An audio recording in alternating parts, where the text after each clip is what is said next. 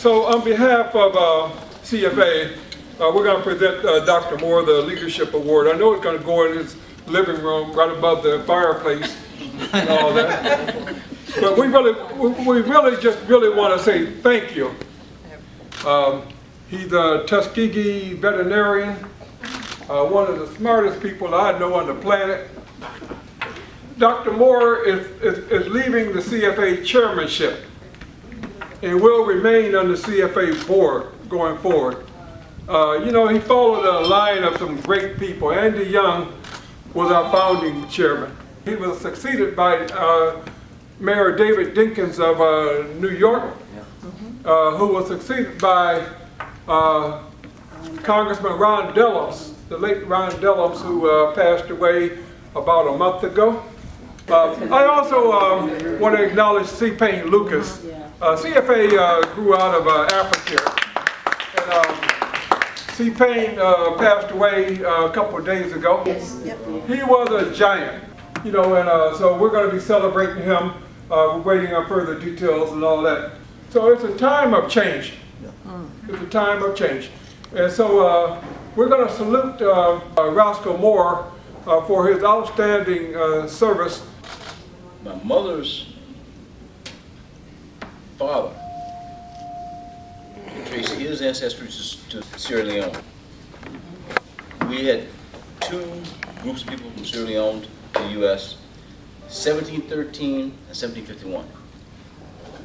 My father, unfortunately, he was the only child, and his father was an orphan.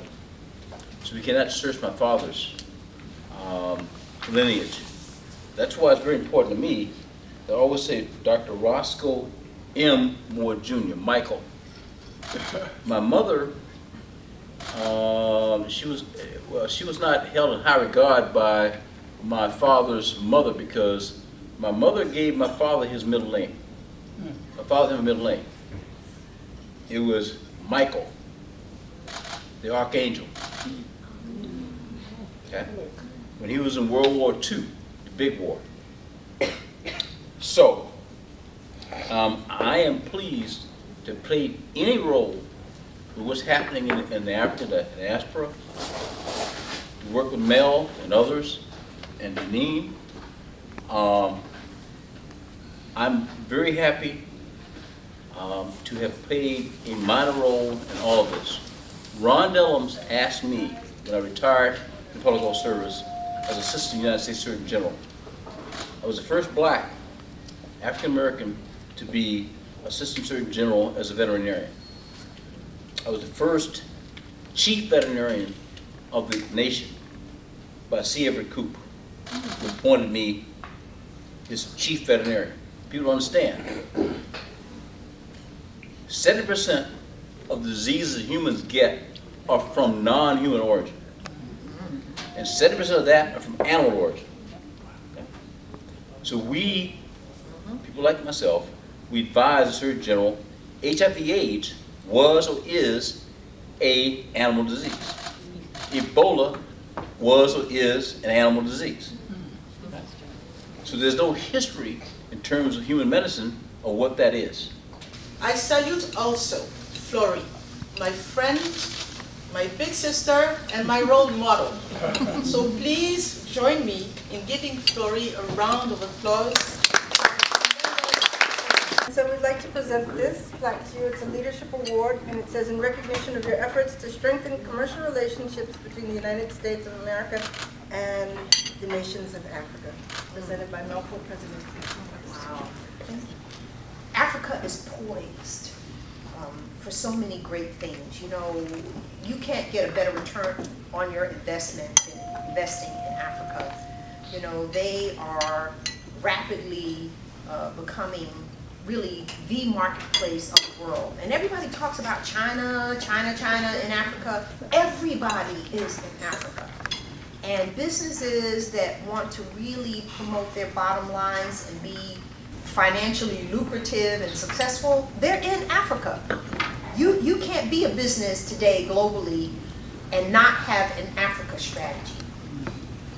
So these are great times because people All over the world recognize that. U.S. companies, many of the members of CCA, they're there. I always tell people they're there not because they want to do good, and many of them do good things in Africa, but they're there because they want to do well. Don't nobody forget that. It's about their bottom lines, okay? And we have these strange times where we really don't know in terms of the leadership that's happening, like what is going to be the legacy that's left in terms of Africa under the new administration. There'll be some kind of legacy, we just don't know exactly what it will be. And so I think that this is an important time for all of us who are advocates, lovers of Africa, who understand what Africa means to the global economy and to the United States, whether you're in government, U.S. or African, whether you are private sector, U.S. or African, civil society, U.S. or African.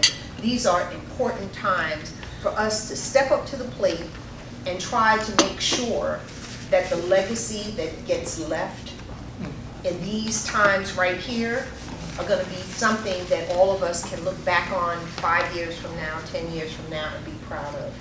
And so we really take it seriously, and I really look forward to bringing my perspective and some new strategies to CFA and to the board and to the people who work to support us. Everyone in here has been a supporter of CFA, and we look forward to continuing to work with you all as well, to have your support for our events,